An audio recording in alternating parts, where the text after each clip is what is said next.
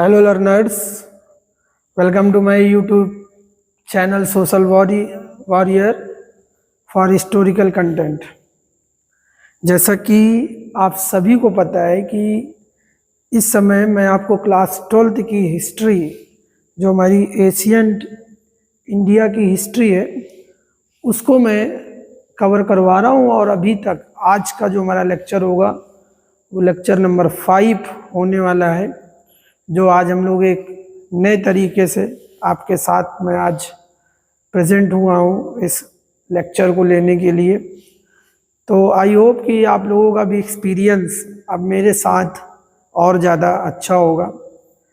मैं पूरी कोशिश करूँगा कि मैं आपको एक अच्छा कंटेंट दे सकूँ। आपके बोर्ड एग्ज़ाम के साथ साथ CUT एग्ज़ाम के लिए भी मैं आपको एक डीप एनालिसिस, डिटेल लेक्चर मैं आपको प्रोवाइड करवाने का कोशिश करूँगा, जिससे कि आपको बहुत ज़्यादा हेल्प मिलेगी अपने बोर्ड एग्ज़ाम के लिए, अपने CUT एग्ज़ाम के लिए। जो बच्चे प्रिपरेशन कर रहे हैं, जो बोर्ड के बाद CUT एग्ज़ाम भी देंगे, तो उन सबको देखते हुए मैं जो आपको टॉपिक कवर करवाऊँगा, क्योंकि ये एक आपकी ऑनलाइन क्लास है जिसमें कोई टाइम का बाउंडेशन इतना नहीं है, तो इसमें मैं पूरी कोशिश करूँगा कि आपको एक डीप एनालिसिस दे सकूँ, जो शायद आपको स्कूल की क्लासेस में नहीं मिल पाता, क्योंकि टीचर्स का थोड़ा सा उन्हें टाइम का भी ध्यान रखना होता है, सिलेबस को टाइम से पूरा करवाना होता है, तो बहुत सारी जो चीज़ें हैं एनालिसिस वाली वो छूट जाती हैं। तो इस लेक्चर में हम उन सारी चीज़ों को कवर करेंगे। और आज अभी तक की जो हमारी क्लास हो गई ये लेक्चर 4 में अभी तक हम लोगों ने जो अर्ली स्टेट्स हैं, 16 महाजनपद हैं, उनको हमने कवर कर लिया है। आज की क्लास में हम लोग मगध के बारे में पढ़ेंगे, मगध केस स्टडी देखेंगे, और मैं आपको एक डिटेल एनालिसिस मगध के बारे में आपको दूंगा। तो आज के लेक्चर को स्टार्ट करते हैं स्टूडेंट्स, नोट्स के साथ अपने। ओके, तो आज की जो हमारी क्लास होने वाली है वो जो अर्लियर स्टेट्स, मैंने ये आपको ऑलरेडी कवर करवा दिया है अर्लियर स्टेट्स का, जिसमें मैंने आपको टाइमलाइन के अकॉर्डिंग मैं आपको लगातार हम लोगों ने जो स्टडी की है अभी तक, हम लोगों ने जो कुछ भी पढ़ा है वो अकॉर्डिंग टू टाइमलाइन मैंने आपको पढ़वाया है। हमारा जो सेकेंड चैप्टर से स्टार्ट हुआ है टाइमलाइन, वो बेसिकली 600 BCE से लेकर 600 CE तक हम इंडिया में जो पॉलिटिकल चेंजेस, सोशल चेंजेस, जो इकोनॉमिक चेंजेस आए, उन पर चैप्टर 2, चैप्टर 3 और चैप्टर 4 क्लास 12 NCERT का उन सारे चेंजेस को कवर करता है। तो अभी हम लोग पॉलिटिकल चेंजेस के बारे में पढ़ रहे हैं। हड़प्पन सिविलाइजेशन के बाद स्टूडेंट्स इंडिया में पॉलिटिकल सिस्टम का इमर्जेंस हमको दिख रहा है, जिसमें हमने अर्ली स्टेट्स 16 महाजनपद के बारे में लास्ट लेक्चर में मैंने आपको कवर करवाया था, जिसमें मैंने आपको बेसिकली मैंने यहाँ पर ये सब आपका कंप्लीट हो गया था। और लास्ट क्लास का थोड़ा सा हमें यहाँ पर मैं एक बार आपको रिमेम्बर करवाना चाहूँगा कि हमारा जो लेक्चर चल रहा है वो किस टाइम ऑफ पीरियड को लेकर मैं लगातार आपके साथ डिस्कस कर रहा हूँ। ओके, तो बेसिकली मैंने आपको ऑलरेडी बता रखा है स्टूडेंट्स कि हमारा जो टाइम ऑफ पीरियड है वो 600 BCE से लेकर 600 CE तक जो हमारे ये चैप्टर आपका 2nd, चैप्टर 3 और चैप्टर 4 इस पूरे टाइमलाइन को कवर कर रहा है, 600 BCE से लेकर 600 CE तक। वैसे हमारे क्लास 12th की जो हिस्ट्री है वो मैंने आपको सबसे पहले क्लास 12th की हिस्ट्री आपकी हड़प्पन सिविलाइजेशन चैप्टर 1 से स्टार्ट होती है, जो एनसीईआरटी में इसका जो टाइम ऑफ पीरियड दिया गया है वो 2300 बीसी से लेकर 1800 बीसी तक दिया गया है। ओके, और उसके बाद क्योंकि अब एनसीईआरटी में वैदिक एज के बारे में इसको डिलीट कर दिया गया है एनसीईआरटी से, तो वैदिक एज का आपके एनसीईआरटी में नहीं है। ये मैंने आपको पहले भी इस बात को डिस्कस करा चुका हूँ। और उसके बाद वैदिक एज का जो टाइम लाइन ऑफ पीरियड है वो 1500 बीसीई से लेकर 600 बीसीई तक माना जाता है। और चैप्टर थर्ड आपका, चैप्टर सेकेंड, ये यहाँ से आपका स्टार्ट होता है, जिसमें 600 बीसीई से लेकर 600 सीई तक आपका चैप्टर सेकेंड, चैप्टर थर्ड और चैप्टर फोर्थ इसको डील करेगा। ये 3 चैप्टर्स जो आपके थीम 1 में है, चैप्टर सेकेंड, चैप्टर थर्ड और चैप्टर फोर्थ, इसको डील करना है। जिसमें अभी हम chapter second early states and economies और महाजनपद के बारे में हम लोग डिस्कस कर रहे हैं, जिसके 4 लेक्चर मैंने आपके ले लिए हैं। और आज 5th लेक्चर एक नए मोड ऑफ स्टडी, एक नए तरीके के साथ आज लेक्चर 5 मैं अटेंड करूंगा। और मुझे पूरा भरोसा है कि आप लोगों को ये लेक्चर बहुत पसंद आएगा।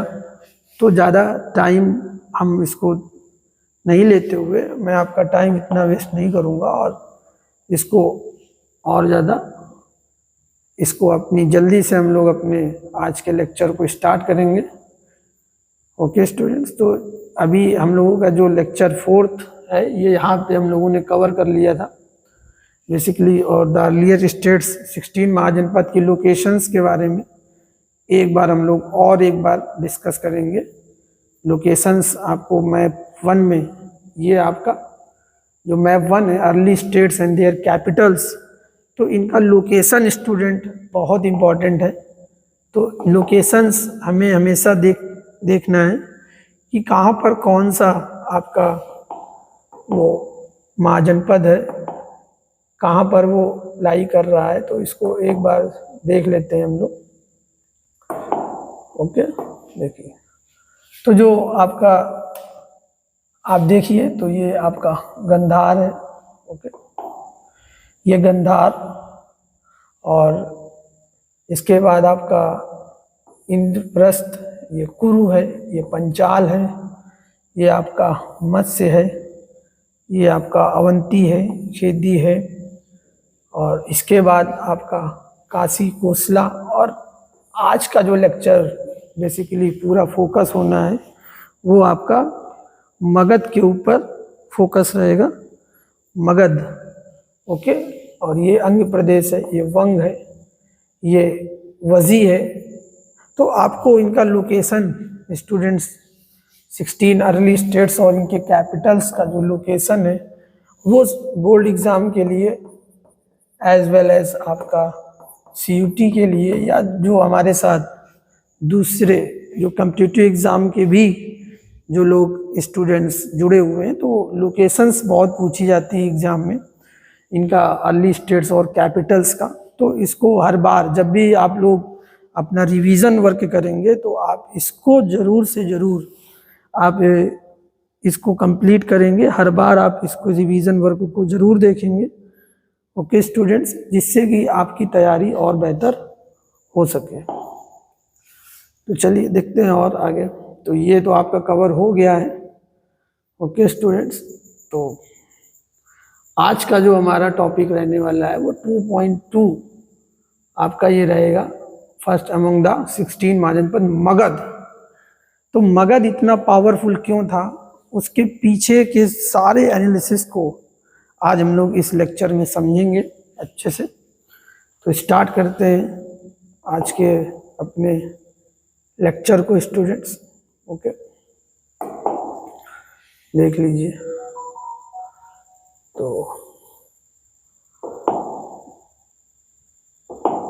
इसको नोटपैड की तरफ ले चलते हैं ताकि और अच्छे से इसको हम लोग कवर कर सके बेहतर तरीके से।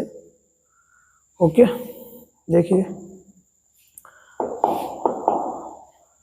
ओके।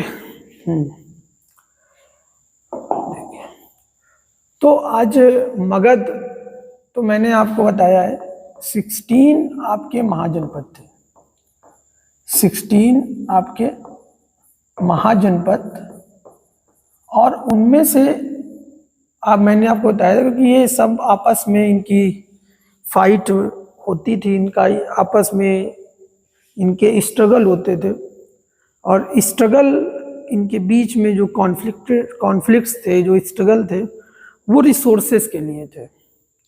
और मैं आपको एक एनालिसिस आपको होना चाहिए एज अ हिस्ट्री स्टूडेंट कि आज भी दुनिया में जितनी भी लड़ाइयाँ चल रही हैं, आप एनालिसिस करके देखिए, चाहे रूस या यूक्रेन का युद्ध हो या दुनिया में और भी जगह जो फाइट चल रही है, उसके पीछे का जो रीज़न है, तो वो आपको मिलेगा कि रिसोर्सेस,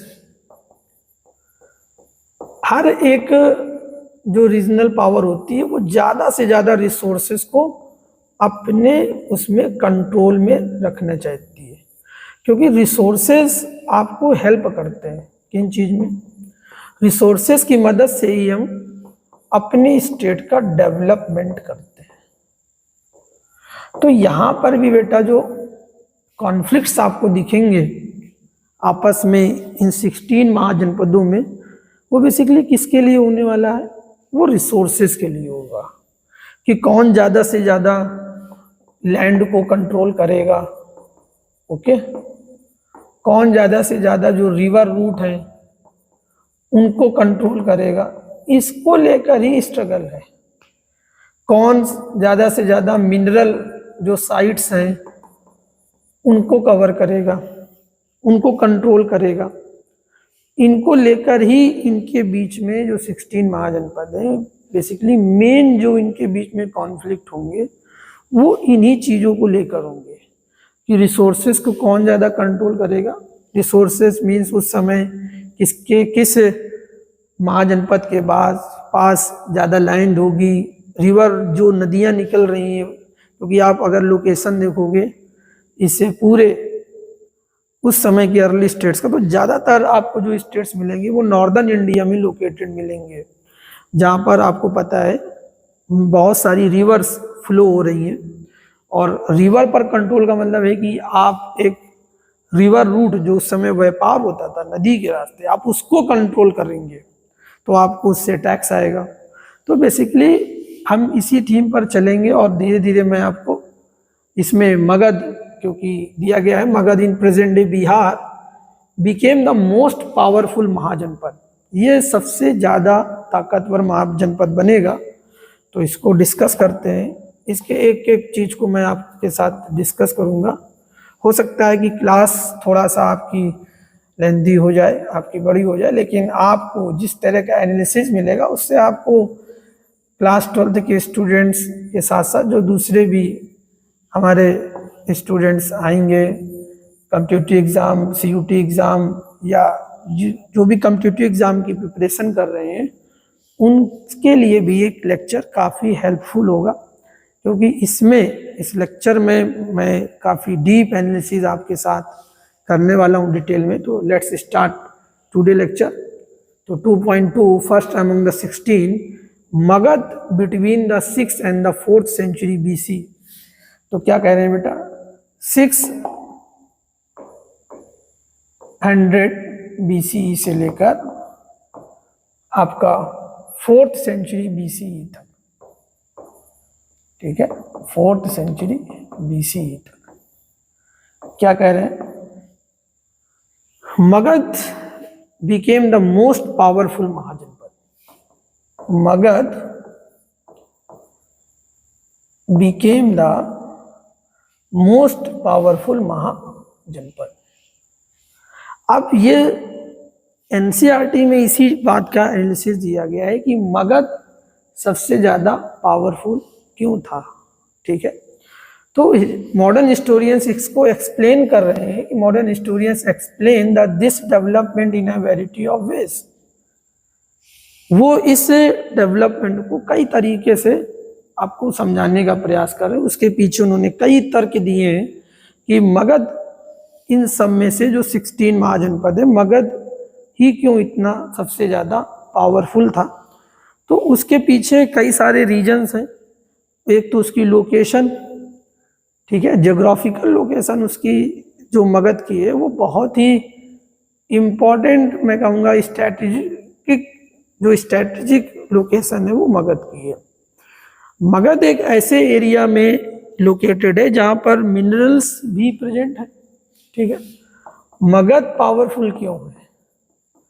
मगध के पावरफुल होने के पीछे स्टूडेंट्स कई सारे रीजन्स हैं, जिसमें हम एनालिसिस करेंगे उसकी लोकेशन। एक तो लोकेशन ऐसी है बेटा कि जहाँ पर उसको मिनरल्स भी मिलेंगे और मिनरल्स के रूप में उसे आयरन की अवेलेबिलिटी मिलेगी। और आपको मैं बताऊं, आयरन का अपना एक सिग्निफिकेंस है, ठीक है, आयरन का अपना सिग्निफिकेंस है। जब अगर आपके पास आयरन की अवेलेबिलिटी है तो इसका मतलब क्या है?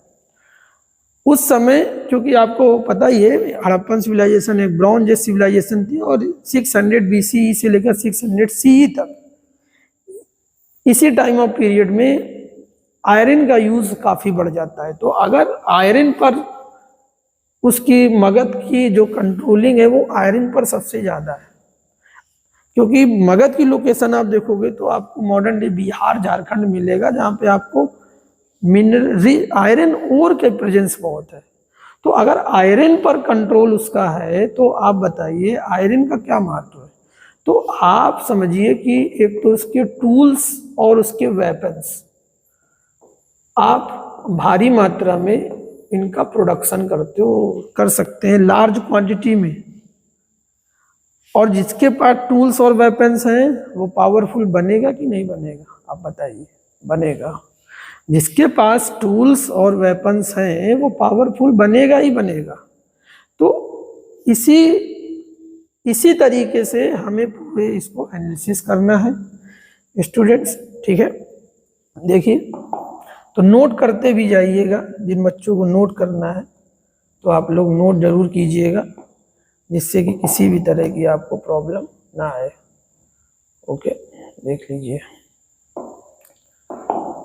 तो इसको मैं क्लीन कर देता हूँ ताकि, और फिर अभी हम लोग डिटेल एनालिसिस करेंगे, एक एक पॉइंट पर हम लोग डिटेल एनालिसिस कर लेंगे बाद में। ओके, देखिए, मगध वाज ए रीजन। देखिए, कह रहे हैं कि Magadh was a region where agriculture was specially productive. Okay, कह रहे हैं कि मगध जो है आपका स्टूडेंट्स, मगध है आपका, फर्स्ट आपका शुरू हुआ है। अब Magadh was a region where agriculture was specially productive. Magadh एक ऐसे रीजन में है, मगध एक ऐसे रीजन में है स्टूडेंट्स जहां पर एग्रीकल्चर जो है प्रोडक्शन काफी हाई है। एग्रीकल्चर प्रोडक्शन काफी ज्यादा हाई है, समझे स्टूडेंट्स। तो मगध की आप लोकेशन देखेंगे तो बेसिकली मगध आपको इस एरिया में मिलेगा। इंडिया का मैप बनाते हैं और ये जो एरिया है वो मगध का एरिया है।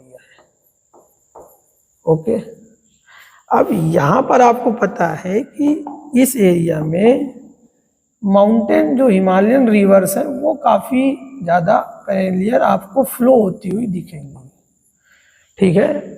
तो यहाँ पर क्योंकि हिमालयन रिवर्स का फ्लो है, अगर रिवर्स का फ्लो है तो सर यहीं से हम एनालिसिस कर ले जाएंगे स्टूडेंट्स की, अगर रिवर्स है तो बेटा फर्टाइल लैंड आपको अवेलेबल है, उपजाऊ जमीन आपके लिए तैयार हो रही है। तो आप अगर मगध की लोकेशन देखिए एनसीईआरटी में, मॉडर्न डे बिहार, ठीक है, बहुत सारी हिमालयन रिवर्स जो हैं बिहार में एंट्री करती है उस पूरे रीजन में, और इन नदियों की वजह से आप देखिए मगध उस क्षेत्र में है जहाँ पर एग्रीकल्चर बहुत ज़्यादा प्रोडक्टिव। एनसीईआरटी में पूरा एक्सप्लेन नहीं किया है, तो उसी चीज़ों को हमें डीप में एनालिसिस करना है। ऐसे ही हमें चीज़ों को एनालिसिस करना है अपनी एनसीईआरटी को, रीडिंग बिटवीन द लाइंस। तो आप देखिए जो मगध है वो ऐसी लोकेशन में है जहाँ पर माउंटेन रिवर्स, आपको हिमालय से आने वाली नदियाँ मगध रीजन में है। अगर रिवर है तो अपने साथ वो सेडिमेंट्स लेकर आएंगे, जिससे कि फर्टाइल लैंड तैयार होगी, एक उपजाऊ भूमि तैयार होगी। और अगर आपके पास फर्टाइल लैंड है, एग्रीकल्चर अगर आपको प्रोडक्शन बढ़ाना है तो आपकी पहली नीड होती है फर्टाइल लैंड। तो मगध के पास वो भी है। तो मगध के पावरफुल होने का पहला रीजन एनसीईआरटी में क्या दिया गया है, agriculture production was very high in Magadh. Magadh में एग्रीकल्चर प्रोडक्शन स्टूडेंट बहुत ज़्यादा था। और अगर एग्रीकल्चर प्रोडक्शन हाई है तो इसी से आप कनेक्ट कर सकते हैं स्टूडेंट। अगर एग्रीकल्चर प्रोडक्शन हाई है, एनालिसिस करिए चीज़ों को, अगर एग्रीकल्चर आपकी प्रोडक्टिव है, एग्रीकल्चर आपकी प्रोडक्टिव है तो प्रोडक्शन, तो क्रॉप्स का जो बेटा प्रोडक्शन है, ठीक है, क्रॉप प्रोडक्शन जो होगा वो आपका हाई होगा, ओके, वो आपका ज़्यादा होगा। और यहीं से हम लोग एनालिसिस करेंगे, क्या समझ में, क्रॉप प्रोडक्शन हाई है स्टूडेंट, तो आप बताइए उस समय टैक्स किससे लिया जाता था। टैक्सेस हाई हों, टैक्सेस ज़्यादा मात्रा में राज्य के खजाने में जाएगा कि नहीं, किसानों से टैक्स लिया जाएगा कि नहीं। तो टैक्स कलेक्शन भी तो एग्रीकल्चर से अच्छा आ रहा है। टैक्स कलेक्शन यानी रेवेन्यू जो राज्य को मिल रहा है खेती से, वो बहुत अच्छा मिल रहा है। और जब राज्य को रेवेन्यू मिलता है, आपको बात जानते हैं, कलेक्शन अगर अच्छा है तो जो राजा है या उस समय की जो सरकार होगी वो इस रेवेन्यू का यूज वेरियस नीड्स में करेगी कि नहीं करेगी। समझिए आप, राज्य को कोई चिंता नहीं है भोजन की उपलब्धता के लिए। साथ ही साथ आप देख रहे हो फूड अवेलेबिलिटी हो गई, साथ ही साथ आप देख रहे हो कि जो इनकी इकोनॉमी है उसमें एग्रीकल्चर का कितना बड़ा योगदान देख रहे हैं आप। इतनी फर्टाइल लैंड है और इतना ज़्यादा लार्ज क्वांटिटी में प्रोडक्शन हो रहा है due to fertile land. Magadh की लोकेशन इतनी अच्छी है क्योंकि हिमालय से जो नदियाँ बह के आ रही हैं मगध में, वो उसको प्रोवाइड कर रही है फर्टाइल लैंड।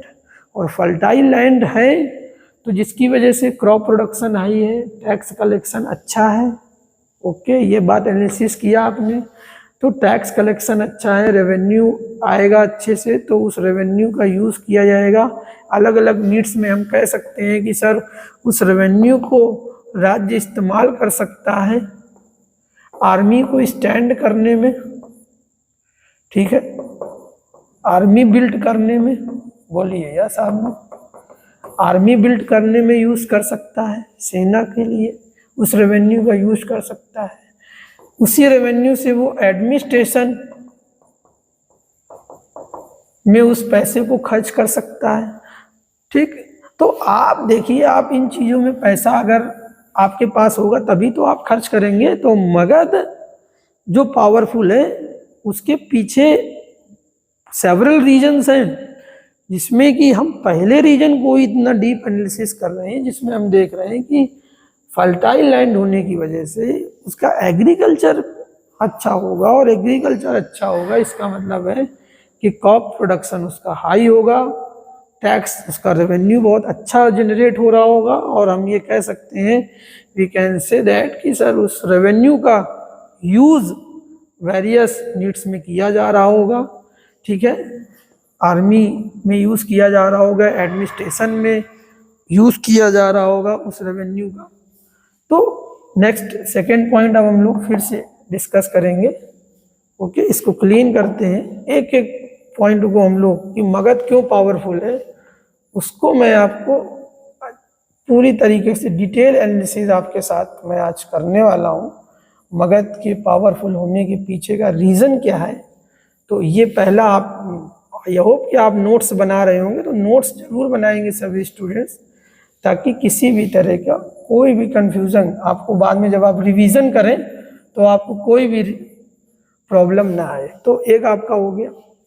नेक्स्ट है बिसाइड्स, इसके अलावा सेकेंड पॉइंट देखिए स्टूडेंट्स, सेकेंड पॉइंट क्या है कि बिसाइड्स, इसके अलावा आप क्या देख रहे हैं, second analysis, iron mines in present day Jharkhand were accessible and provide resources for tools and weapons. इसको अभी भी आपको मैंने समझाया। इसके अलावा आप देखोगे कि जो मगध है, मगध की लोकेशन ही तो उसकी सबसे अच्छी बात है। मगध इतना जो ताकतवर है, सेकेंड रीजन है उसके पास जो कंट्रोल है बेटा, जो उसका कंट्रोल है किन चीज़ों पर, उसको क्योंकि ऐसे रीजन में है मॉडर्न डे आपका जो बिहार है स्टूडेंट्स, लोकेशन पे जाते हैं, थर्ड पेज ओपन कर लेते हैं, ठीक है। तो आप अगर लोकेशन देखें तो देखिए, तो आप अगर इसको देखेंगे समझेंगे सही से, तो आप स्टूडेंट्स ये वाला जो रीज़न है आपको, ठीक है, ये है आपका यहाँ पर मगध, आपको मगध यहाँ पर मिलेगा। तो स्टूडेंट्स मगध में उस समय बिहार और झारखंड, आज का जो वर्तमान में बिहार और झारखंड है, उस समय उसी का पार्ट था।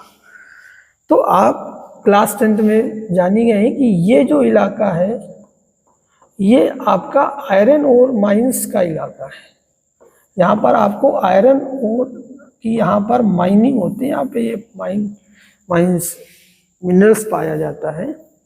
तो आप देख रहे हो कि मगध के कंट्रोल में आयरन और माइंस भी है, ठीक। उसके पास एक्सेसिबिलिटी है किस चीज़ की, सेकेंड आप देख रहे हो कि उसके पास आयरन की अवेलेबिलिटी है, ठीक है। और आयरन की अगर अवेलेबिलिटी है स्टूडेंट्स, तो हमारा एनालिसिस ये बनता है कि सर आयरन से क्या हो जाएगा, आयरन से क्या प्रभाव पड़ेगा मगध के डेवलपमेंट में, क्या उसका कंट्रीब्यूशन हो सकता है। तो आयरन बेटा अगर आपके पास है तो आयरन का अपना सिग्निफिकेंस है। आयरन का क्या सिग्निफिकेंस है इसको डिस्कस कर लें। तो आयरन का अपना एक महत्व होता है। तो आयरन का क्या महत्व होता है, यदि आपके पास आयरन है तो आप टूल्स और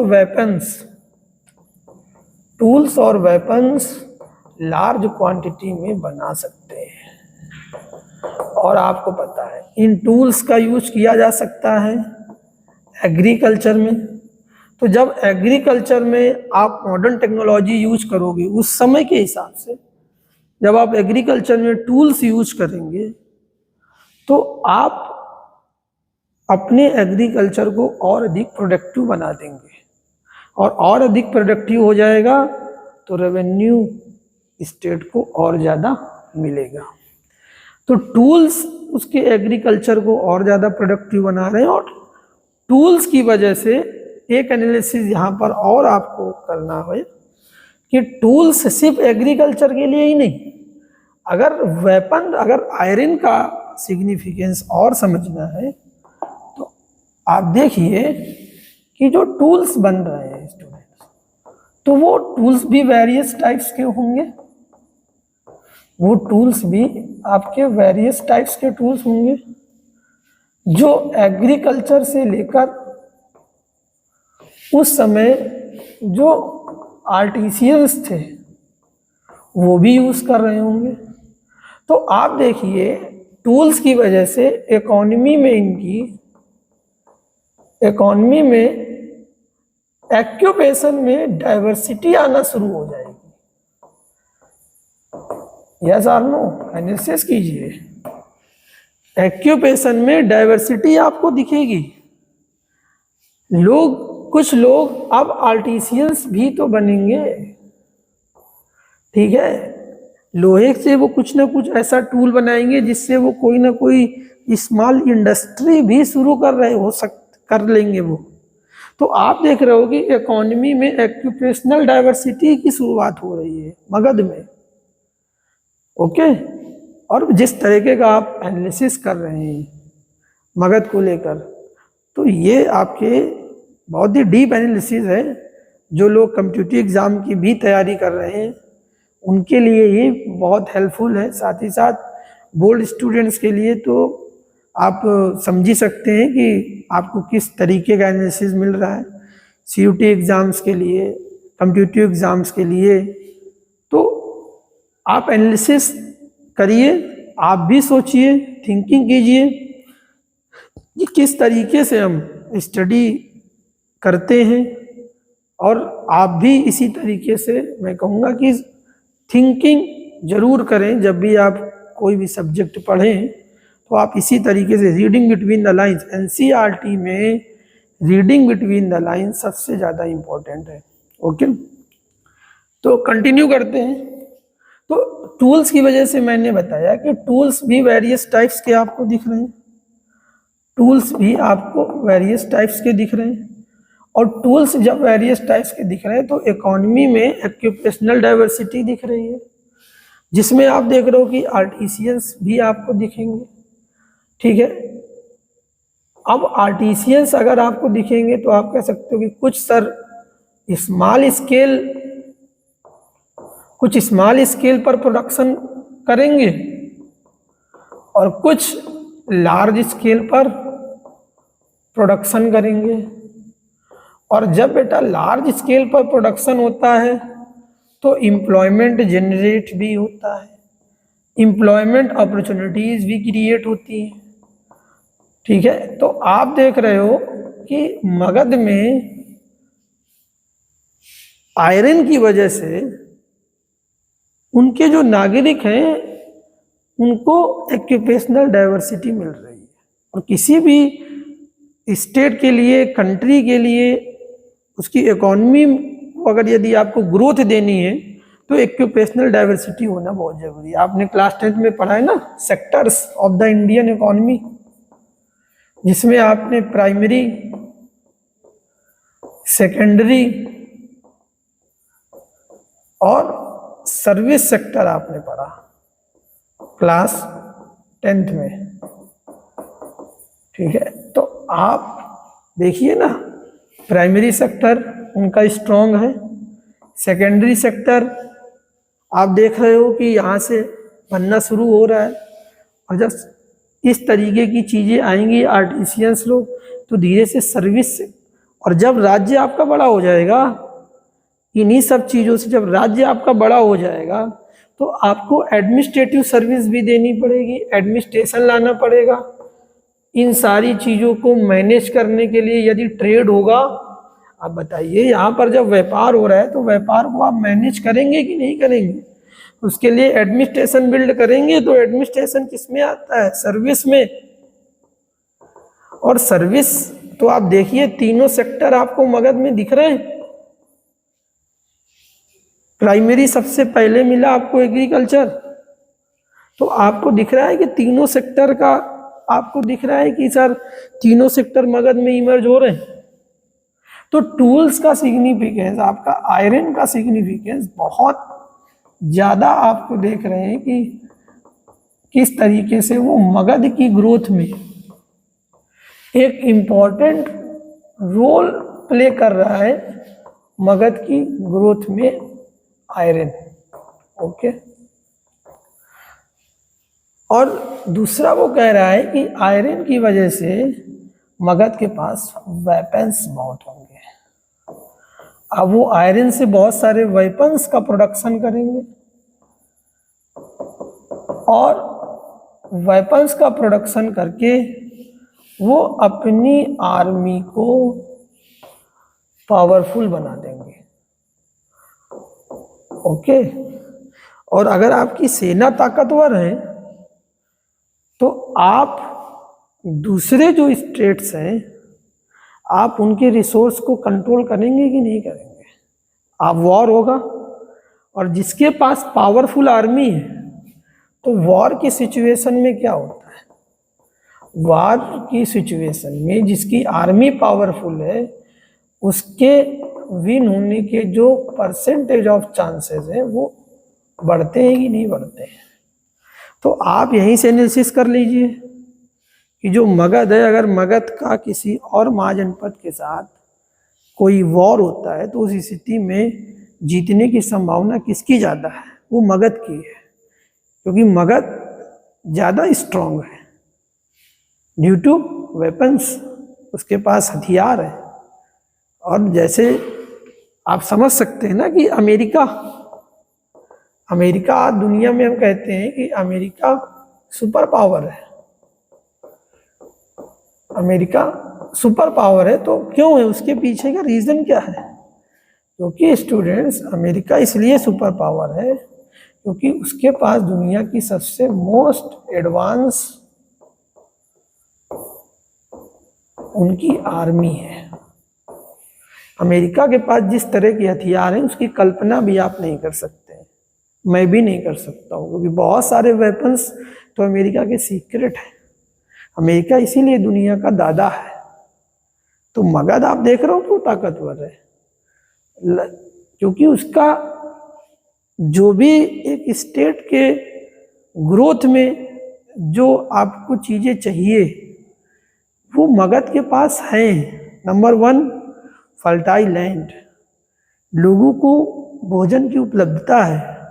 नंबर 2, हमने एनालिसिस किया स्टूडेंट्स कि उसके पास आयरन का प्रेजेंस है। ओके, आयरन आपको दिख रहा है, तो आयरन बेसिकली उनके पास आयरन की जो इतनी अच्छी अवेलेबिलिटी है। और हम क्या देख रहे हैं, तीसरा, थर्ड रीजन। अब हम लोग थर्ड रीजन पर आ गए स्टूडेंट्स कि मगध क्यों ताकतवर था। समझ लीजिए तीसरा रीजन मगध के ताकतवर होने के पीछे, तो सबसे पहला तो आपका वही रीजन है, उसकी लोकेशन जो मैंने बताई।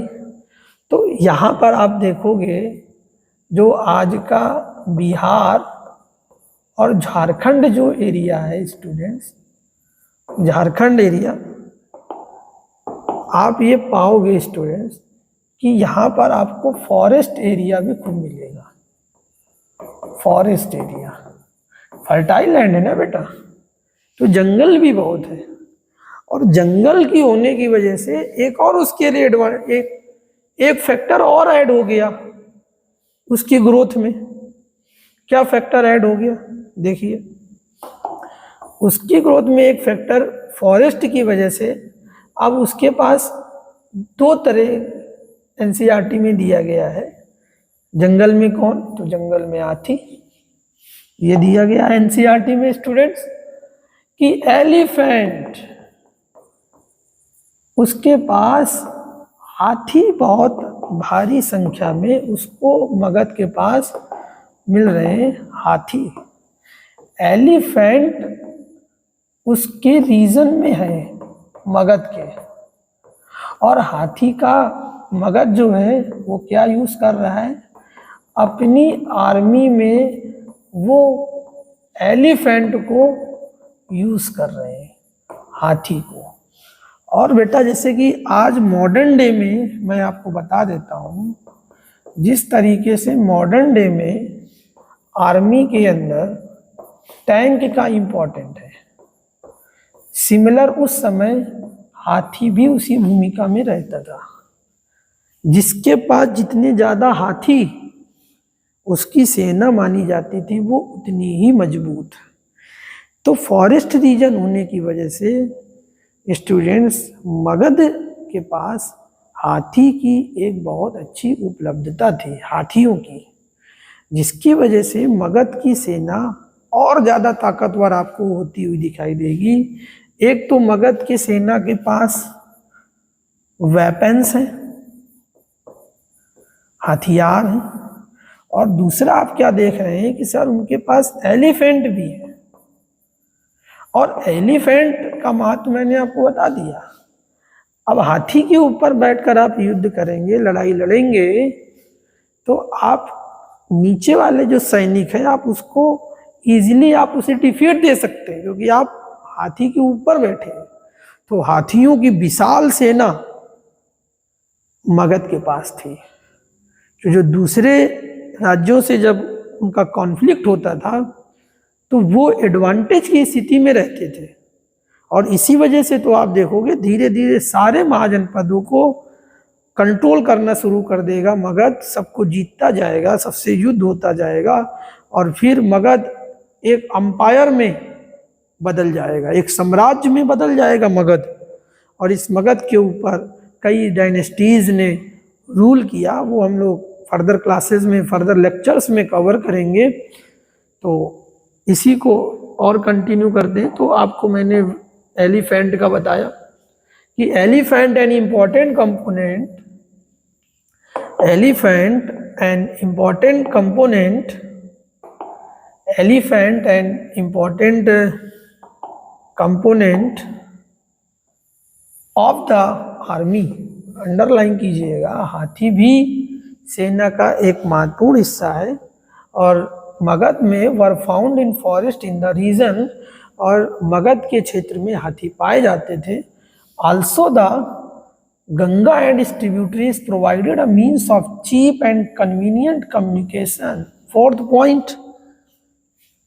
फोर्थ पॉइंट पर डिस्कस हमारा आ गया है आज के लेक्चर में, मगध के पावरफुल होने के पीछे का फोर्थ रीजन, जो कि सबसे पहला मैंने आपको बताया था कि आप देखोगे, क्योंकि आल्सो द गंगा, जो इसका लोकेशन है स्टूडेंट्स मगध का, आप देखिए मगध का जो लोकेशन है आप देखेंगे, ये जो आपका माउंटेन एरिया है, ठीक है, हिमालयन रीजन है। तो हिमालयन रीजन से स्टूडेंट्स बहुत सारी आपको रिवर्स दिखाई देंगी, समझिए आप, बहुत सारी आपको रिवर्स इस एरिया में फ्लो करती हुई दिखेंगी। इस पूरे रीजन में बहुत सारी रिवर्स, कुछ नेपाल की तरफ से नदियां बहकर आती हैं मगध में, और कुछ अपने उत्तर प्रदेश जैसे राज्यों से गंगा जैसी नदियां बिहार में प्रवेश करती हैं। एक तो नदियों का एक बहुत अच्छा, मैं कह सकता हूँ कि नेटवर्क मगध में मौजूद था। और गंगा, क्योंकि सबसे मेन रिवर के रूप में आपको स्टूडेंट दिखेगी, और Ganga and it's tributaries, Ganga and it's tributaries, Ganga and it's tributaries, Ganga और उसकी जो सहायक नदियां हैं वो क्या प्रोवाइड कर रही है मगध को, एक रिवर राइन रूट। देखिए आप, नदी का आपको पूरा एक रूट मिल रहा है।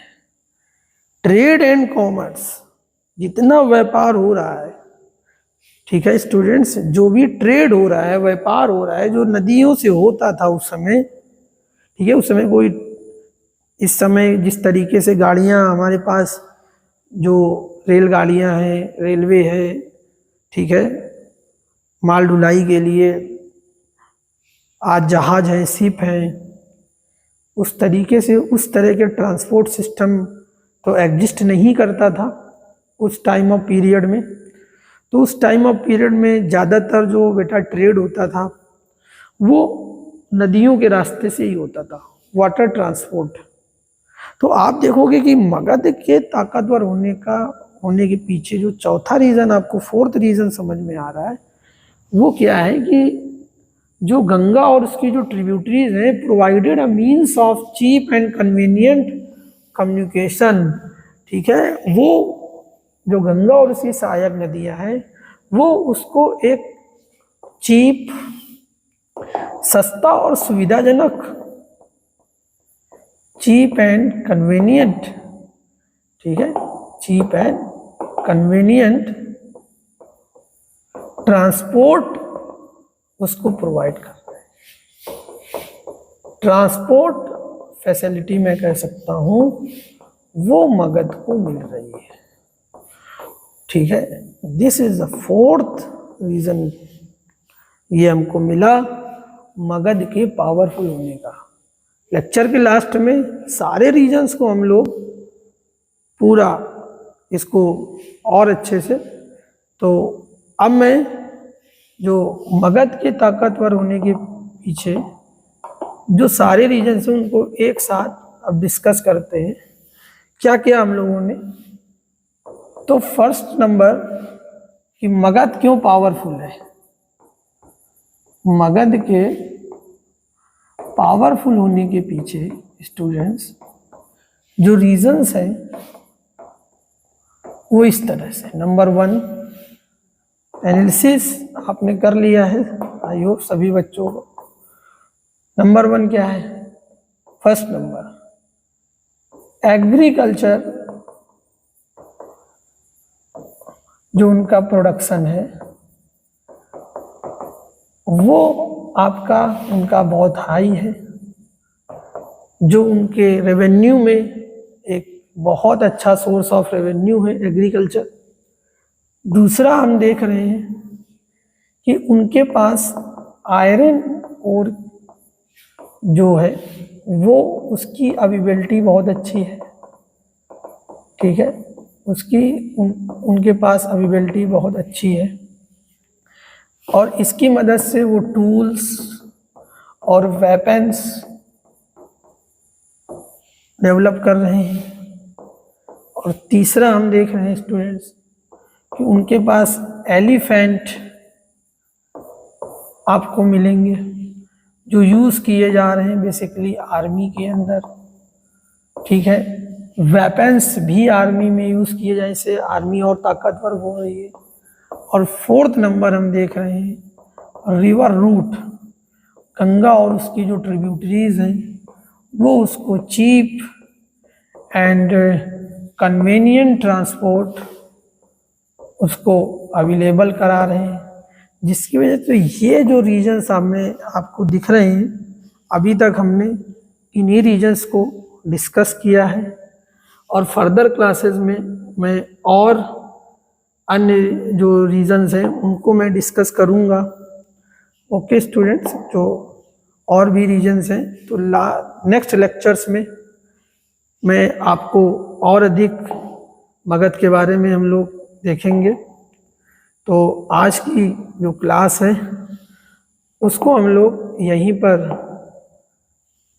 एंड करते हैं, क्योंकि टाइम ऑफ पीरियड आपका ज़्यादा ना हो जाए। और मैं आपसे ये कहूँगा कि आप अच्छे से रिवीजन करें, बहुत अच्छे से आप इसको रिवीजन आपको करना है स्टूडेंट्स, ताकि किसी भी तरह की कोई प्रॉब्लम ना आए।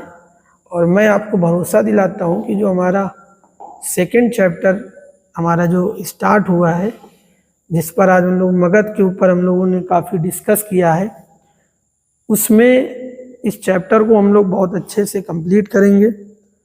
तो मैं आपसे यही कहूँगा कि please subscribe to my YouTube channel social warrior for historical content, जिससे आपको इसी तरीके का एनालिसिस आपको प्रोवाइड हो। और बहुत जल्द हम लोग लेक्चर नंबर 7 के साथ प्रेजेंट होंगे, ताकि किसी भी तरह की कोई भी आपको प्रॉब्लम ना हो। ओके स्टूडेंट, तो लेक्चर नंबर 7 के साथ हम लोग नेक्स्ट लेक्चर में आते हैं। तो तब तक को आप सब्सक्राइब बटन ज़रूर क्लिक करें, ज़्यादा से ज़्यादा लोगों को साथ इस वीडियो को शेयर करें। तो thank you so much for joining.